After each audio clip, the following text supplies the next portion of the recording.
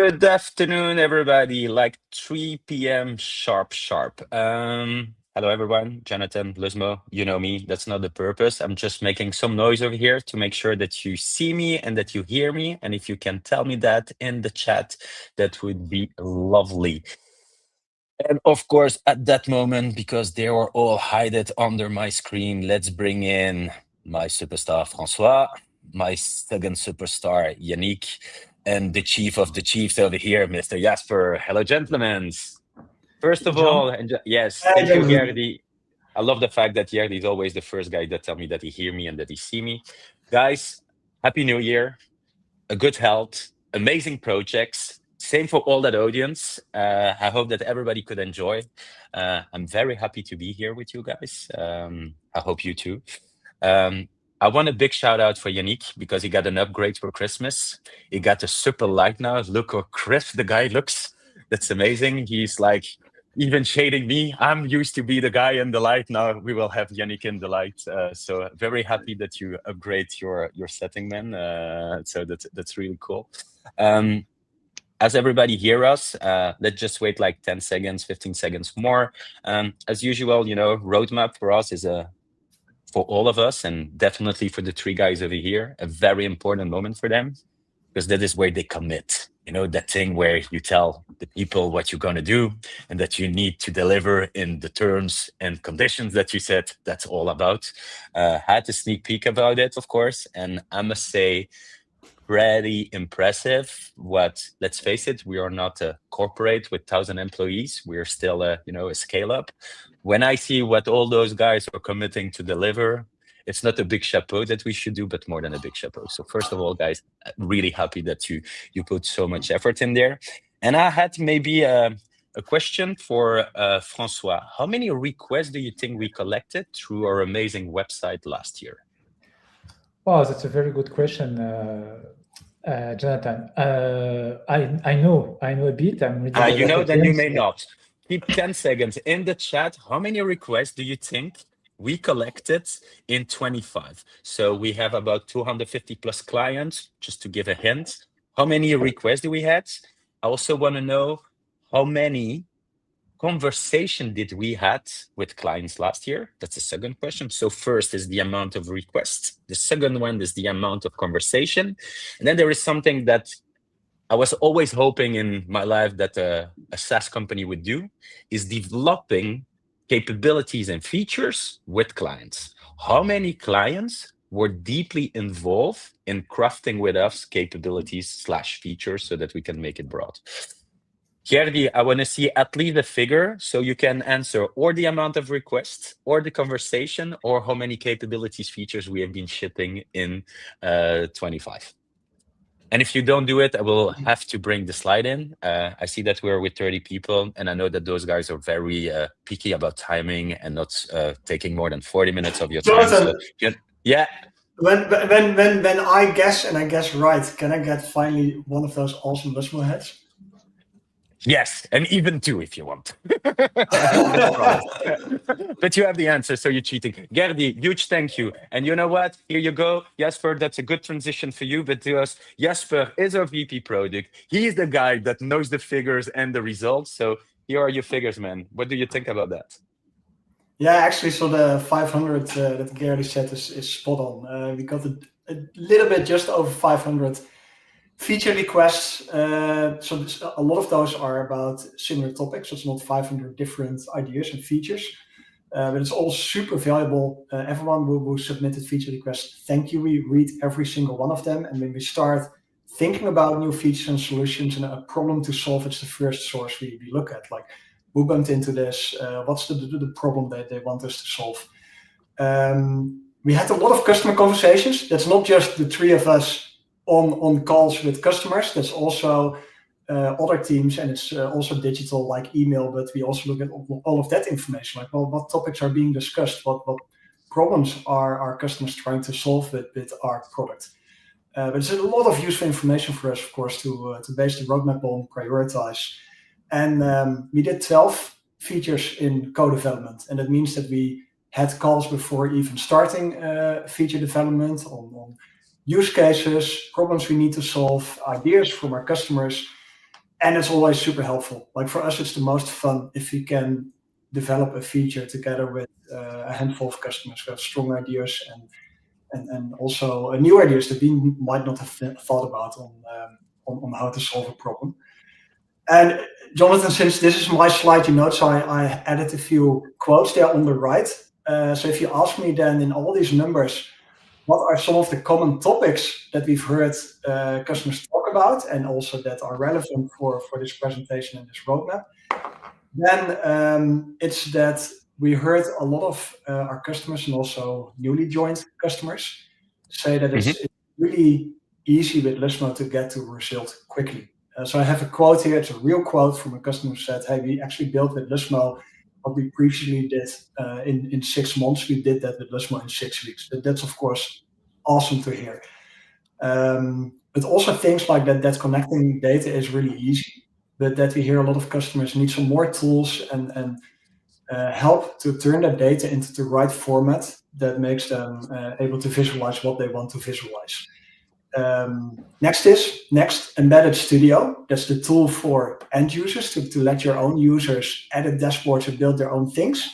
We hear that that's great, but it can also be a bit rigid. It's just one thing that you can present to your own users, and there's some feature flags, some on and off buttons, but the flexibility stops there. And we have a lot of customers with far-reaching ideas on how they want to implement that, and they bump into some limits there, even though the promise is really something that we see people like. And of course, not a surprise, AI still a big topic. We have a few customers really hitting it off with our AI products, but also we hear that that's a taste for more. So we see that there's a lot of anticipation. Hey, what else can we do with Luzmo and AI? What else is coming? So those are 4 things hidden in those big numbers of the major topics that we heard and that we will move on.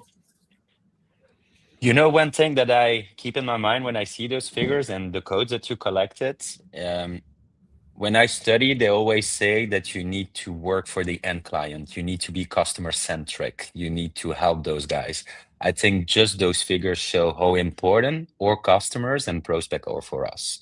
We don't build for the God's sake of the beauty of technology, of performance, or whatever. We really try to lean in something which is core for us, is client satisfaction, and that is what make me be here for a year as well. Is that it's deeply in the roots of a company like Luzmo, is we want to help you guys.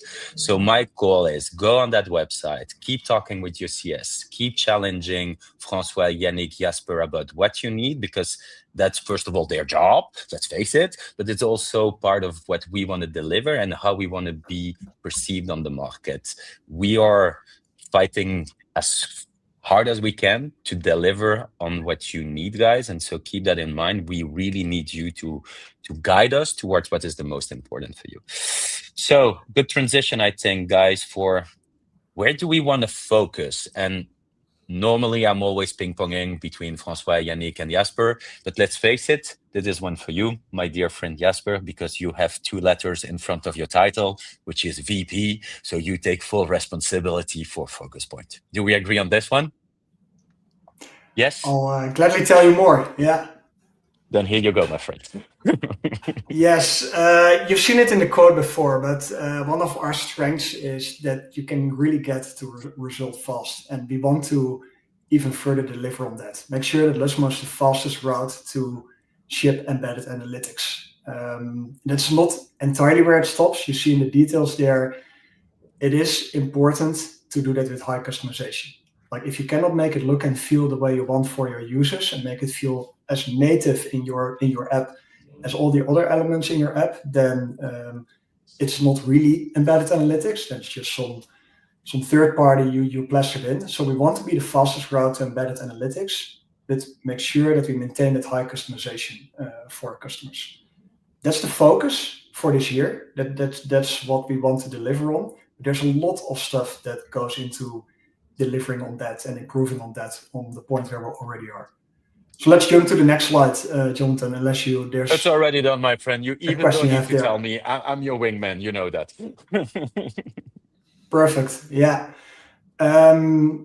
So there are 3 themes within that fastest route to ship embedded analytics that we will double down on. The first part is on getting your data ready to be visualized as you want it to be visualized. We know that a lot of our customers spend a lot of time in modeling their data, getting it ready, doing some transformations, formulas, etc. We have a lot of tools there that help you skip hard parts, tools like Warp, but we also know our customers still spend a lot of time there. And ideally, we make that a lot easier and make sure that you can jump straight into building the cool visualizations on products for your users and spend as little time in morphing your data in the format you need. So effortless and best-ready data is very important for that focus for us, and we will move on that. Native feeling visuals, anyone can build. There are 2 things packed in here. The visualizations, how you can show your data, that it looks cool, that it's very customizable, is very important. It's one of our strengths, and we plan to double down on that as well. But there's also the anyone can build in here. So it means that that we don't only think that more technical people in our Luzmo studio should be able to build visualizations. We want to make it very easy for anyone in a team of our customers to quickly build a cool dashboard or a useful data product. But even going a step further, make it very easy for end users, so the users of our customers, to also build, customize, and do more things with analytics. And especially that last step, we still notice that it's, not everyone is data savvy. Not everyone is working in software and data. So we notice it's very powerful if we can make people who are not used to work with data day to day to customize their dashboards or create a visualization that's important for them. But it's also a problem that's not easy to solve. But we have some cool plans planned there, and we think it's a problem we can definitely solve this year. Third, I would love to hear from the chat as well. What seems to be, because tri-self-serve analytics for end users seems to be a very hot topic for us. We strongly believe that we can bring that to the clients. I would love to hear also from the chat how that resonates with the request that they have maybe from their own client. I guess you brought that back through the feedback, but again, feel free to interact, ask questions, how we see about it. I think you see the 3 pillars. Those pillars are really key for us. So that is where you need to challenge directly the dear VP over here. I hope we are right. I know we are right, but if we are not, please tell us that we are not, because the effortless embedded is definitely a bit the motto of François. The native feeling is for sure the Yannick stuff, and let's get back to our custom charts kind of webinar last year. And the self-serve, if I'm honest, that's like the monetization part where Jasper is talking to me every day from John, where is my content about monetization? So I think we kind of cope it well. I think that is, I love questions, guys. So sorry, I will do it this way. Here we go. We already got one. Do you have an MCP for cloud cards? I know that's kind of served like directly in, but the question comes from Joseph, and I think we can answer that straight ahead. Yeah, it's indeed not clearly one of those pillars we were just showing. But no, we don't have an MCP right now. It's definitely something we're thinking about. We haven't had that many questions for it, but oh boy, we've been picking up on developing with Cloud Code or Codex a lot internally as well. We're making those tools directly work with our own APIs, like Luzmo is API first, and we will stay always API first. It's very powerful with tools like Cloud Code. So it's a very logical step for us to turn that into an MCP and make it work with an MCP instead of our APIs. I have a magical question for you then, Jasper. Where should that question end? Where should Joseph put that question? Yeah, thanks for asking. Yeah, that's a perfect feature request. Yeah. Thank you. So Connie, which is basically the daily that make this happen and allow us to be here, will drop a link. All those questions, feature requests, so that they don't have 500 plus in 2026, but let's aim for 1,000 so that those guys know what they need to do for the 10 years to come. Use that page, requested, that is where it should land. But already a big thank you, Joseph, for that question. And maybe Jasper, and because I had the chance to have an internal session with you about our agent APIs and everything that goes with it. If there is something that you guys also wanted to see coming, I would highly recommend push in the chat, organize a webinar or a workshop where you talk about your AI agent capabilities. And if I have more than 10 requests, I will convince Jasper to do that in public. That sounds like a plan. Sorry, you were not aware of it, Jasper, but I know that you will not say no. No, but that's perfect. Yeah. I see another question coming in. Sorry, I was also first. reading it at the same time. Here we go. Self-service, conversation, and analytics is something we feel we clearly have to offer one way or the other. And soon, that's the word that I love the most. What's the setup? Yeah. Pricing model, I would say it's more complex, but on the setup, I think we can answer. Yeah. So self-serve with Luzmo goes two directions, and they can be combined. We have our product Luzmo IQ that we're still investing a lot in and are making more powerful. And it's basically the agent where a user can ask a question and you get answers, you get a chart. You will be able to turn that into any UI or implementation you want with our SDK. But next, and I won't say too much because Yannick is actually going to cover this, we're also going to build components that make it very easy to build your own edit experience. And combining these tools, you can build editing or ways to adjust or build charts or data for your users. Combine it with AI, where you can just ask these things and prompt these things. You can basically build any self-serve idea or environment for your users in very little steps with a lot of control on how you want the user experience to work. What a very nice answer you gave over there, my friend. Conscious of time, and otherwise I know that you will be mad at me, the three of you, and I'm trying to ping pong between giving more room to the customers than you guys, but what have we shipped? I know that we talk about the roadmap, but repetition, sorry, I'm the marketeer, is also needed sometimes, just to make sure that people also understand sometimes everything we did ship in time, in quality, and everything that goes with it. So let's maybe quickly take less than 5 minutes on those. Who is ready for AI summary? Yeah, let's just jump to my screen share, Jonathan, then I'll just share it right away. Okay, where is Jasper? I need to remove myself, and now I need to add you. Here you go. Yeah, so you see a dashboard here, and actually let me put it in preview mode. It's a bit cleaner, where I added a new widget called the AI summary. And what this widget does is basically look at the charts on the dashboard and create a summary of those charts with the most important metrics. I can control that. Like I can add a custom prompt, which I actually have done here, given a few more instructions on how I want the summary to look. And it's a really nice way to automatically give your users a summary and insights so that they don't need to carefully read all the charts to get a first idea of, hey, what's happening on this dashboard.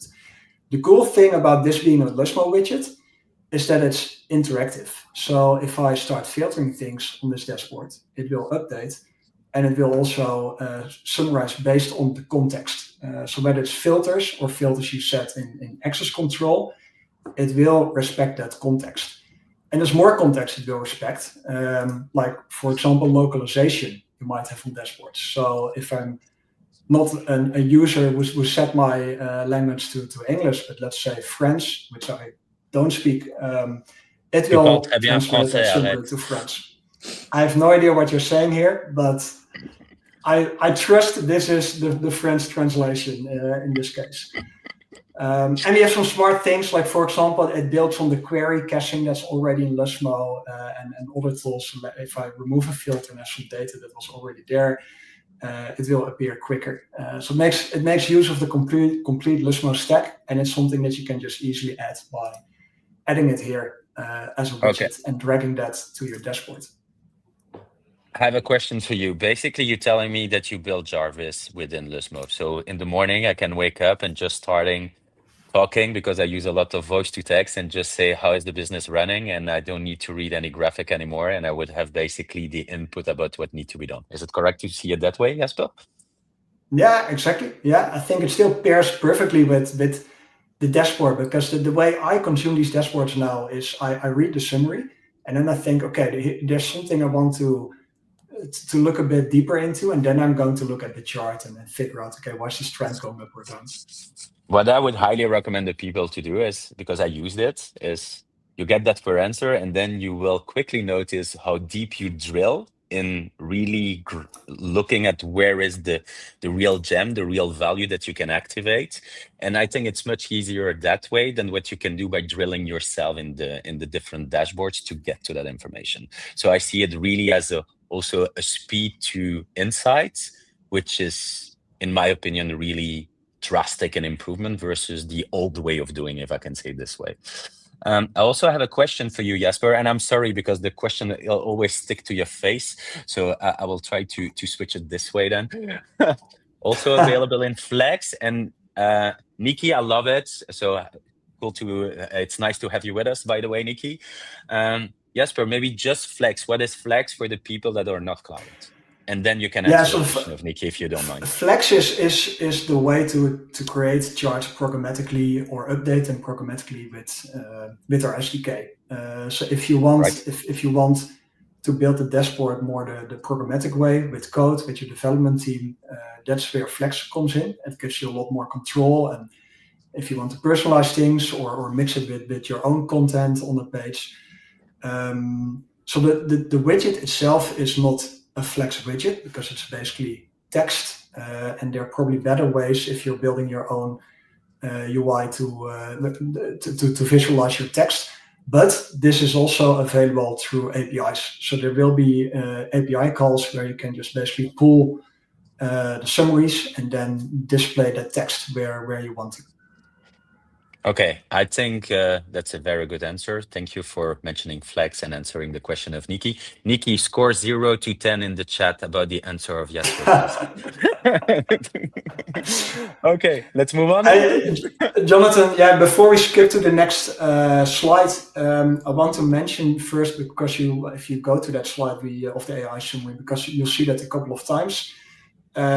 For some of you who are looking right now, hey, that AI summary, I'm going to try it. You might not see it in that add item menu. And that's because you will see that we have some features where we're doing a gradual rollout. So this feature is definitely ready to go, but we haven't rolled it out to all our customers yet. We're doing that more carefully now, these rollouts. That doesn't mean that if you're not in that rollout yet, that you cannot get access. If you want to, send an email to support or your CSM, and they know how to enable it for you. Let's go for CS. Reach out to them. By the way, you got 100 on 100 on the answer, so I think you did pretty well. Thanks, Nikki. And Andrew is in the backup plan, so even if you go to support, please mention who is your CSM, so they are sure that you're put into the loop. I think that was the idea of Andrew. Good to have you with us as well, Andrew. Sorry, but 𝘁𝗓 also had a question, and I cannot answer that one, but I think you can. The answer is yes. So yes to the question, and the answer is yes, 𝘁𝗓. Okay, we can move on? Sure? Let's go. Let's go. Here we go then. Metadata audit. Oh, I feel that one is for François. Indeed, well done. Yes, that's a feature I worked on. I will try to be quite fast on this one, but it's super interesting. I mean, as Jesper said, we are going to focus a lot on how we can make data ready and ensuring that our customers have very good data. So what we need is to ensure that when you are uploading your dataset is clean and it can be used by anyone, users or AI capabilities. So you can switch to my screen. I will quickly do a very quick demo. Here we go. That's not mine, but That's also fine. I need to do the double switch. That's why. Before presenting your screen, remove the other media. There is no other media. He doesn't want to get you on screen. Why not? I can continue. Here we go. It's also not mine, but I don't know. I can continue. No worries. This is still me, Jonathan. Yeah, but I cannot remove you. That's the beauty of life. Here we go. Thanks. So when you are uploading a dataset, or when you are syncing a dataset, now you have a new button. Before you had only one option to create your missing descriptions, and now you have an addition where we can suggest metadata improvements.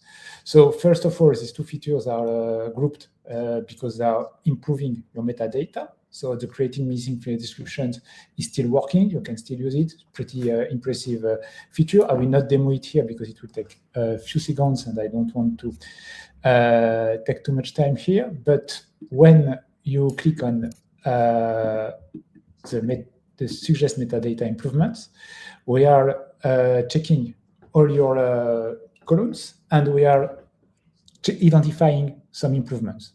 So here, for instance, we have some good suggestions. Here we have a column which is margin PCT. The name is a bit cryptic, so we are suggesting a better name, margin percentage, and we also identified that it's not it's a hierarchy here, but it should be a numeric. So we are doing that for all the columns. Some of them here, it's an example where you can see that, for instance, price. It was also a hierarchy. You can set automatically a currency. So let's say that it was dollars. And you can have a lot of them. So we have here multiple of them. You can accept one if you think that's only one. So for instance, I just want to accept this one and this one. Or you can accept all of them automatically, and it will update your metadata. Why? It's very important because if your metadata are very good, if your columns are very clear, the column names, the types, and the description, obviously, you will get better results because your customers will understand better, and also AI will understand better. Jesper showed the AI summary. If when you are doing a summary, it's not clear what is the type or what is the name, what the name means, it will be tough for AI capability to answer correctly the question. So that's what we have built here. I will accept all of them. My metadata review is complete. I have everything already updated. As you can see, my price is already a currency, so I can definitely already start building dashboards with great metadata. I think it's pretty impressive, and I was always dreaming to say that sentence in a webinar, and I'm not sure that everybody will love it, but basically you telling me shit in, shit out. We avoid shit in by cleaning it up with this so that you have quality at the outside. Yes, exactly. Sometimes our customers have some data sets where they need some data modeling, some preps, some work. Here, what we are providing is some new capabilities to enhance their data set quality. So yes, indeed. I love that because I'm always having like the translation Excel sheet based on what do you see and what does it mean. And so now basically you could align both. I also have another question. Can this metadata be used with certain chart like tooltips?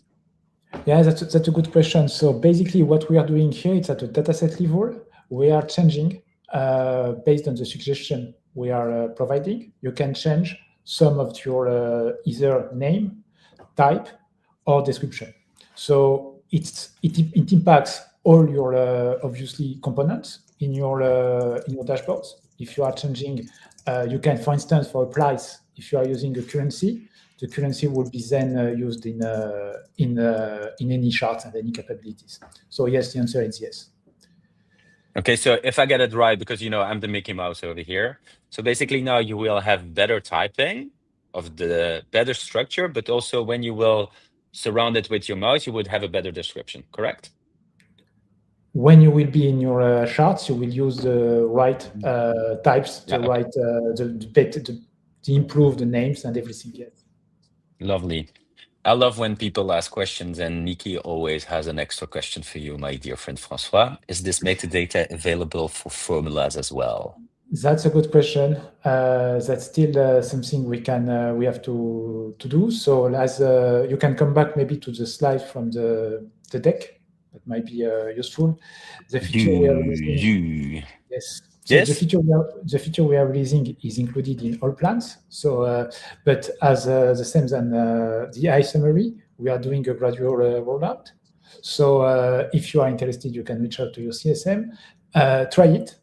And if you have some feature request, the roadmap page or through your CSM, feel free to ask. This one for formula is something we are already thinking about for second iteration. Let's go for it. And thank you for all the questions, Nikki. Keep pushing those. I know that the people over here love that. Do we move on, Francois? Of course. Of course. Let's go then. Up. And I will hide this one. From to formula. Who takes that one? I think I know. Do we stay with you, Francois? Can you find my screen? It is not. You want it, Jasper, now. Yes, I can find your screen, I think. Where is Jasper? There is Jasper. Yes. I find your screen. All those guys that screen share. Hey, guys, isn't it beautiful that you do just live demos and that you show real time, right? I think it's pretty amazing. Go for it. I'll show this neat little hidden feature.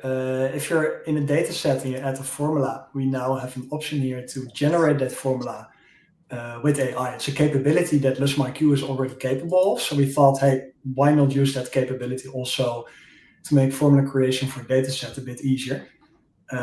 So let me actually try something easy to warm up here. Like this data set with Amazon sales, I think particularly from India from 2025. So I can do something simple like average price per order.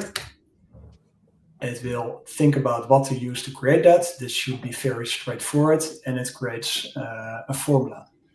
To be honest, I expected something different here, but you can see that it takes the aggregations, picks the columns, and creates a formula. And if I want some adjustments, I can do that here. So Jasper, you tell me that I don't need to study Excel formulas anymore. Well, to be honest, I'm very comfortable with creating formulas in Luzmo, of course. So I know a lot of these functions that you can all browse here by heart. I'm quick to create them. And even I noticed that this is actually my go-to now, because it's just faster. Even if it helps if you don't know all these functions or how to do things in Luzmo, but it's also faster. So even if you know everything by head, it's still faster to at least start this way. Sometimes, of course, they can get so complex that there's manual work needed, but I still find myself start this way. I'll show you something more complex, Jonathan, that you can do than a simple division of two aggregations. No, my man, what you don't understand, I'm just bad at formulas, even in Excel. So don't make it too complex for me. Yeah, then this is definitely one for you. So this data set also has review rating and review text. And I often see that when there's a review text, but they're short, then it's often it's gibberish. So a really quick way to filter that would be to create a formula that gives me the average rating that I can then use in charts, for example, show average rating per product category. But that calculates the average rating only of orders where the review text was at least 8-10 characters long. So let me type that, something like average review rating of orders where review text is at least 10 characters long. I'm very curious, because it's a live demo, so fingers crossed that it gives me what I want. But this looks exactly what I expected. You don't have enough confidence, Jasper. You don't have enough confidence. Please, man. Have more confidence in what you do. I would not show it otherwise, but I'm also trying to like push to the more complex cases. The guy is wearing an umbrella above his head. Not stay within the easy stuff. But this is something, if I be honest, this is also where I would browse the functions and figure out how did this work again. But you see it created a night if statement, it selected the review text column and decides then to average the review rating if that's above a length of 10. So perfect execution. So also here, I'd say, if you don't see this yet, ask your CS or support and try it out and let us know what you think. Cool. Let's move on. Conscious of time, and otherwise I have you both on my the three of you that will tell me period comparison in pivot tables. Oh, I've done that. This is I've done that. This is another one for me, Jonathan. So if you share the same screen, I'll just go back. I remove you, and now you want me to be back. Yeah. I want to be back on the screen. Back on the screen for 𝘃𝗧. Here we go. And then we have two questions that I need to answer as well. This is the same dashboard, but I'm looking at this table here, a pivot table with product categories and the number of products sold. And I added a bunch of other columns. And we've often got the question, hey, period comparisons and charts are so useful, but I also expect them in pivot tables. And that's what we've added last quarter, and a handful of our customers have been testing, but I'd love more of our customers to try this out. It's very powerful. In this case, I use variable period comparisons with this widget. So I'm comparing one weekend here against another weekend. Let me just select another one. And you will see that these columns update and show me the product sold of the comparison period. So I can see, okay, here for jeans I went from 13 in the past, that's the comparison, and now I had 20, so that's good. That's an absolute change of 7 and a percentage change of just over 50%. How that works, just like with charts, I have this quantity column, that's my product sold, and I added that column 3 more times and configured that to show, in this case, a user-defined period comparison. With user-defined, it takes the range of the comparison widget, but it can do so many things. It can make it show the absolute change, percentage change, or say, hey, I want a relative range type. So show me always the previous month, for example, if I don't want users to select their own period. So there's a lot of cool stuff you can do here. Cool. Sorry, but first, 𝘃𝗧. I will maybe let you pick up that question, Jasper, if I'm not wrong. That's more for you, or I might be wrong. But is it possible to parse a string data type which key value pairs and report on it? In short, how do we make it easy for an AI agent to read and semi-structured data in the UI? Pretty extensive question, but that's linked to me. For you, it's probably easy to answer it, but that would be, I think, a tough one. Yeah, this I'm also going to lean on François a bit to help me answer this one. But if there's structured data in a string, that's always a bit difficult to work with because we see it just as a string, as hierarchy. There's some hacks you can do, but it's far from perfect. But there are some options. You could, for example, unpack that with derived columns. So if it's indeed key value, there might be some way to create 2 new columns, one with the keys, one with the values. Another very powerful feature that François released last year is array columns. Not sure if that really tailors to the problem that is in mind here, but array columns is a really powerful feature to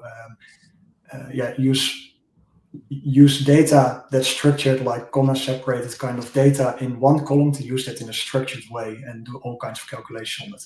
And that also makes it a lot easier for AI agents to work with it, whether it's 𝘆𝗵𝘁 or your own AI agent that you pull that data into through API. François, anything to add here? No, I mean, I would answer the same. I mean, derived column is one solution. At the raw level, very good solution. Or array column, so it depends, again, on the data structure and different things. So maybe we can also take it offline to dig into it. That would be also an interesting use case. So definitely make sure to reach out to your CS. It will connect you with the gents over here. They would love to deep dive. I think you have a piece of the answer. I will not ask a score from 0 to 10 on this answer, guys. No, of course, I'm always doing it. So happy to see that one. Hope we answer it. Switching also to this, because it is our dear friend 𝘁𝗓𝗋. It's more a request that should end up in request, I guess, again. But extracting data from JSON string or splitting a character delimited string, we want this so badly. Did this, how do you say that in English? Un cri du cœur, a scream from the heart to you guys. So if somebody can write that down, maybe on our roadmap or feature request for dear friend 𝘁𝗓𝗋, I think it would make sense. But maybe that you already have an answer to this.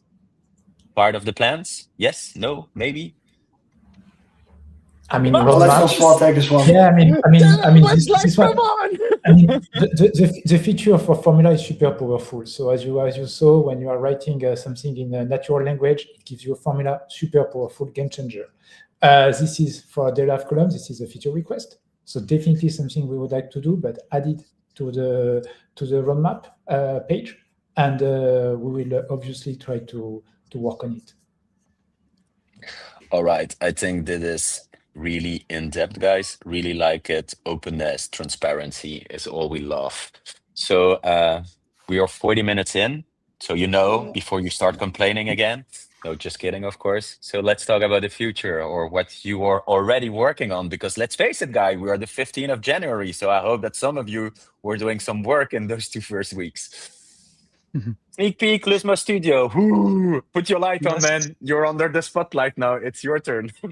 Finally, no. Yeah, so we have some exciting updates in the pipeline, already in progress even for Luzmo Studio. So that's our dashboard editor that you often use to create charts, create dashboards. So you usually spend a lot of time in that screen. So we have some improvements coming up there. First of all, we're doing a visual refresh of the user interface. Basically for a more modern look and feel and reduced visual clutter, let's say, so that you can have a more focused building experience and that you can see on the screen what actually matters and what you need. It's not only that, Jasper before mentioned that we want to make it easier to quickly build the charts and dashboard that you need. And one of the ways we want to do that is by offering AI assistance built right into Studio, so that you can easily ask in natural language to build the right charts and dashboards, instead of having to manually drag and drop charts or data and tweak the options manually through the UI. So if you're not a big fan of jumping back and forth between different screens and buttons, but you want to just ask what you need and iterate on that in chat, then this feature will be exactly what you need. The slide mentions sneak peek, so go ahead. Here we go. Yes, so I can give you indeed a sneak peek of where we are right now. So this is the new version of the Studio with the improved UI. Just to give you quickly an overview of what changed. As I mentioned, there's less stuff on the screen. The add item moved to the middle. There's a new experience for managing screen modes, languages. Should all be a bit smoother. The side menu has a bit more space so that you can read better what's on the screen. And to build a chart with AI, that can be done right from the add item menu. So you see this has gotten a refresh. So you can, of course, still add new empty charts to the dashboard by drag and dropping these. But if you want to just describe which chart you need, you can do that right here. So you can select which data you want to use first. I'm going to use my deals data set.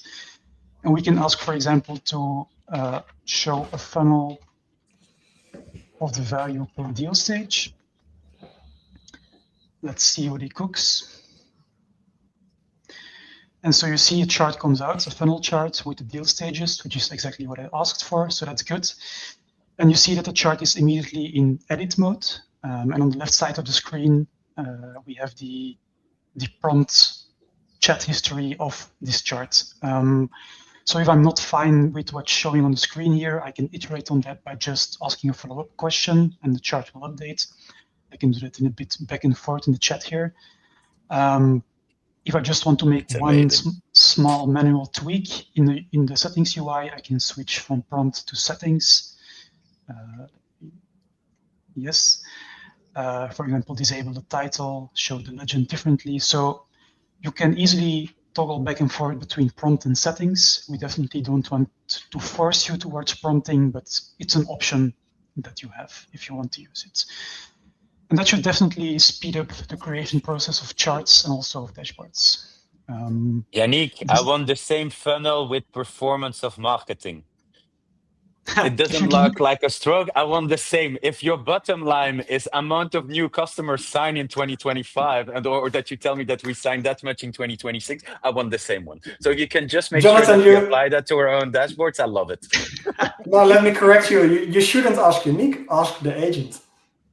Exactly. Yes.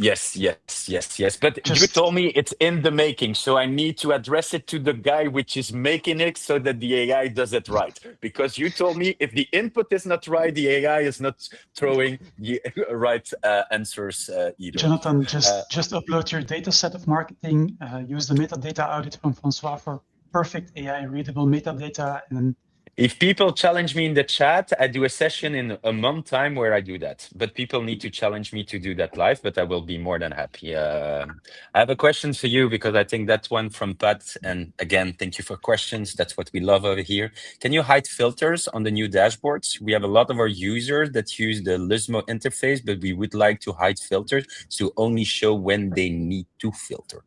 Mm-hmm. I assume with that you mean to, for example, if you have a filter item in the dashboard, like a drop-down filter, to collapse that, and that you can expand it when needed. That's not part of the update here. That will be a separate feature request, but definitely not the first time we hear that. So let's make sure to submit it onto the roadmap.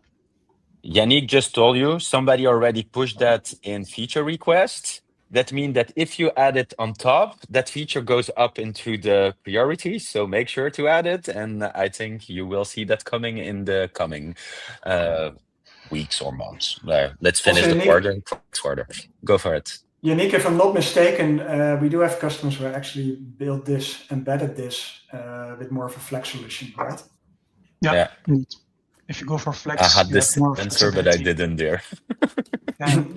Didn't dare to say it, but I was always going to say, can we not do that Flex? No, indeed, with Flex, it's possible. Okay, up. I move this. I get back to this. So the sneak peek, that was one. And thank you, Yannick, for taking that. And by the way, your looks amazing, my friend. Modular report building. That's also something that we have kind of been working a lot around and which is still on your plate, my friend. Yes. Modular report builder sounds very complicated, but it's really not. So what it is, essentially, it's a set of building blocks we offer you.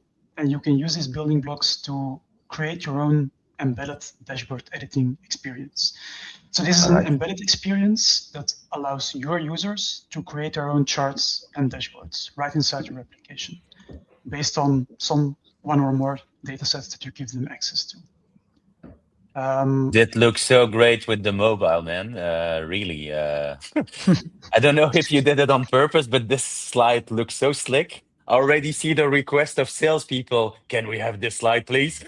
I did my best. So this builds on top of Flex, which Jasper explained earlier. And the goal really here is to give your users really the power over the insights and not just passively consume dashboards that you build for them, but really give them the power to create their own charts and dashboards. Often you have some complaints or requests from end users that this dashboard is fine, but I actually want this in a line chart instead of a bar chart, or I want to see this KPI that's not part of the standard dashboard. So by just giving that power to your users, they can take care of those requests themselves. And now it's the marketing guy talking here. Yannick, I love you talk about the user. He will be able to do amazing things himself. He will not bother your support team. You need to sell that. Hear me well. You need to monetize this, dear customer of us. It's about making money out of it as well. But back to my role as moderator, was just giving a hint over here. Absolutely. And so what's really cool about this approach, the modular approach, is that you have full control over how you design the experience and over the complexity that you expose. Jesper touched on it before, I think, but different users have different skill levels in building charts and dashboards. And it's very difficult for us sometimes to build a solution that can tailor to all those, or that very wide range of skill levels in one product. So by offering you the building blocks you need to create your own experience, you have exactly the control you need to build the experience that works well for you, your users, because obviously you know your users best. It's personalization at its extreme, if I get it right. Exactly, yeah. And these components are very customizable in look and feel. So you can really tweak them to almost pixel perfect match the branding and style of your UI UX. It also supports multiple languages. So if your platform supports multiple languages, no worries, the components support that. And as my beautiful slide showed, it also offers components for use on mobile. So if you want to have that report builder on desktop and mobile, that's possible with those components. Okay, look at this, man. First, ba-ba-bam, thank you, Nikki. You have some sponsors over here, my friend. Then, second one, ooh, you need to answer it, but I love the fact because you feel the adrenaline at the client side. I think you teased it very well. You're becoming a marketeer, my friend, but you don't know it. Viewers or designers? Normally both. Both, I think. Yeah, from what I'm understanding, it's both. But yeah, again, you can turn your viewers into designers, let's say. That's lovely. And then you don't have 2, but 3. It's built on top of Flex. So Flex shows the charts, and those components around it to create the charts will be the new components, but you will need Flex as well to come to a good result, yes. So it's part of the same feature set. So you know what, guys? We want Yannick to do like a full-fledged demo of this in the coming weeks. And this is why I put the last one. This is what you get from the audience, man. Big thumb up for you. That's amazing. So I think you really nailed something down here, my dear product friends. At least at my end, it's really energizing to see that you deliver on clients' expectations, guys, over here, for sure. Do you want to see Should we move on? Jonathan? Ooh, if you do that, I have to. But now I need to find your screen again, man. Yes, indeed, it's this one. There you go. I was ready. So to give a bit of context, this is our Luzmo demo application that we use to showcase all kinds of Luzmo functionality. So this is an embedded experience already that embeds Luzmo. So this is just a sample platform, and it embeds several Luzmo components inside of it. And the screen we have here is a report builder that uses the set of components that I mentioned. So what is Luzmo in here? You have this dataset selector, you have your data view, your dataset view that has the list of columns. You have multiple charts that you can pick from, and then you have the data slots of each chart, and then of course the chart itself. So those are the components from Luzmo used inside this. And you can just use this, for example, to again visualize the deal stage and then the amount in it. If you said, oh, I didn't want that in a funnel, but I wanted that in a pie chart, no worries. You can just switch, add that to the dashboard below. Again, if you don't like manual chart building, no worries. You can also leverage AI in here. For example, the win rate by sales manager. That's an example prompt. We only have one sales manager, but that's fine. If you're not happy with the results, you can again switch back to the builder. So you can tweak it. I want that not in a bar chart, but a column chart. Okay, let's add it to the dashboard. Right here, you have a grid you can use to resize the charts or reorder them.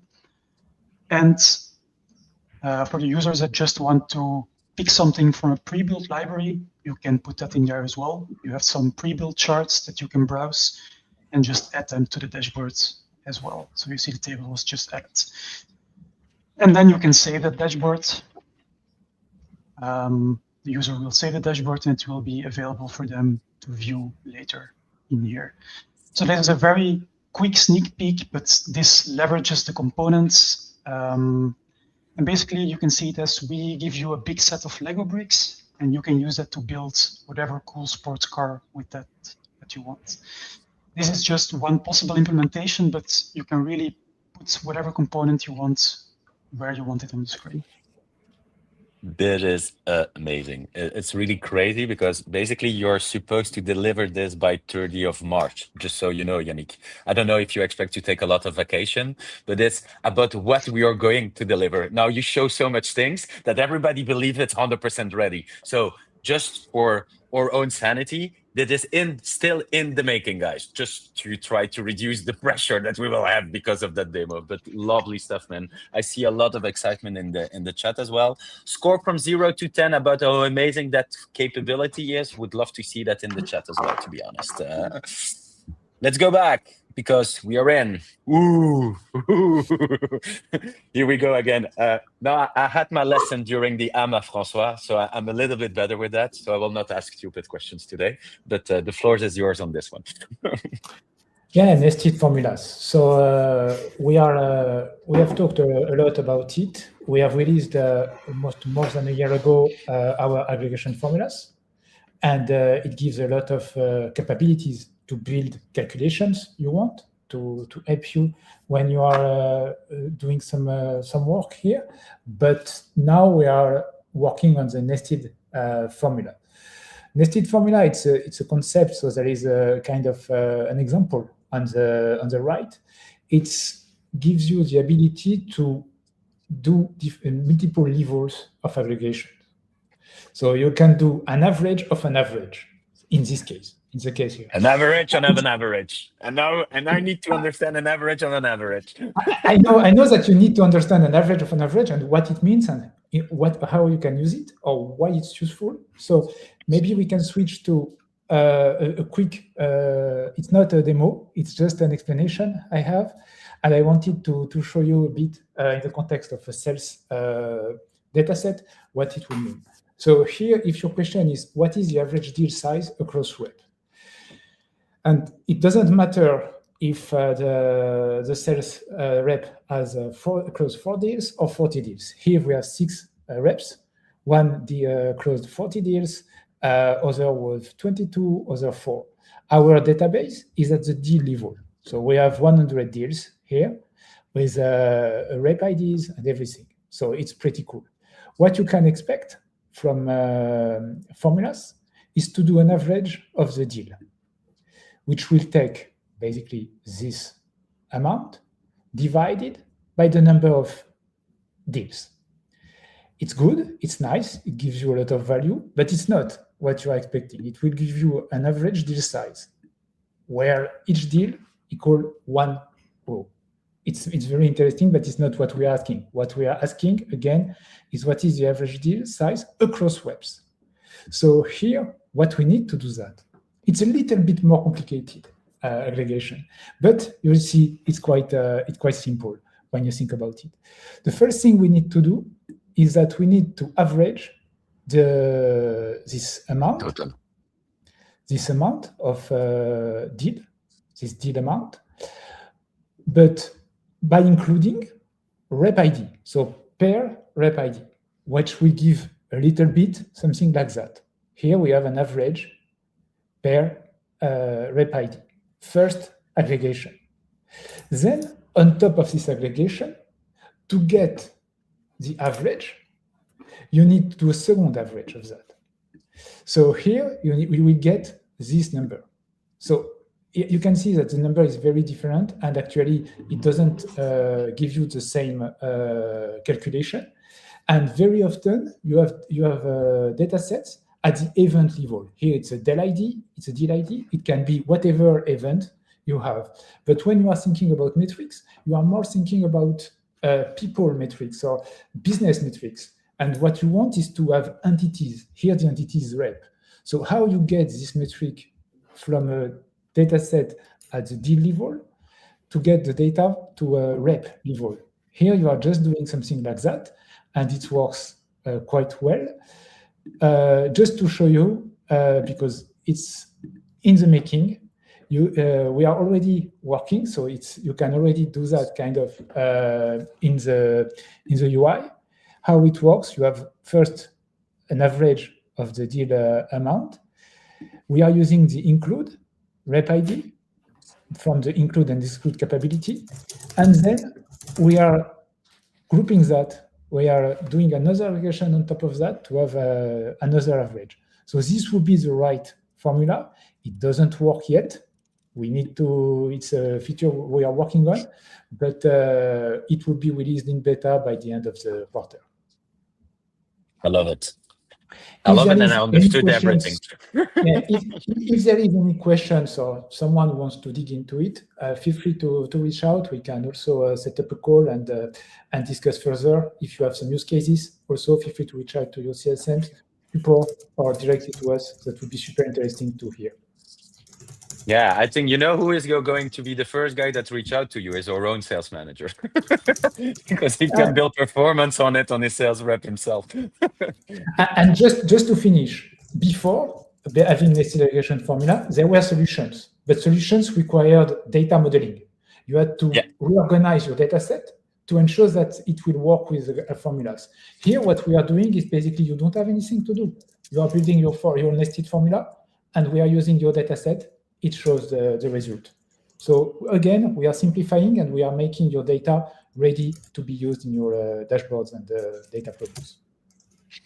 I really like it. And the fact that we showed that you're already that far make us all confident that you will be shipping that by end of Q1 and rock solid stuff. Sorry, guys, I know that we reached the hour. So you see, when we are doing good stuff, people stay here. Even if we had Gerdy that had to move. I still have one over here.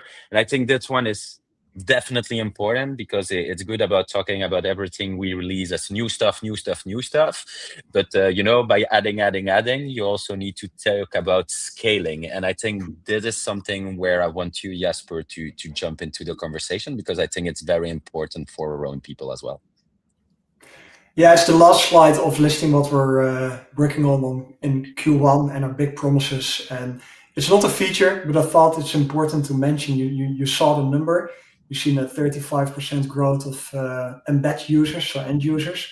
I think the number of queries we process and data volume we process even seen a bigger increase. So that also means that this quarter we're spending quite a lot of resources and time on making sure that Luzmo keeps scaling. I think it's important to mention to close off the big topics that we're working on this quarter. Definitely. So, your next step. Oh, that's a lost slide in the deck. I don't know. I didn't make the deck, guys, so nothing to say more? No. Just getting back over here then. There are always a couple of things.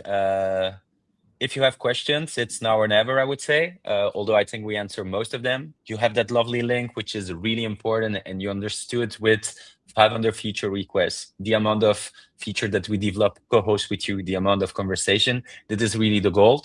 This is where you need to push for all those little things that you wanted to see more. If no question, I want to say a huge thank you to you guys again. We reached the hour and nobody seems to complain in the chat. So I will never say again that I will make a 45-minute session. I will say I will make a session, which is, I hope, rich for the people. That's the most important. There is a lot of coming. Thank you for all of being part with us, for asking all those questions. How can we get a Luzmo cap?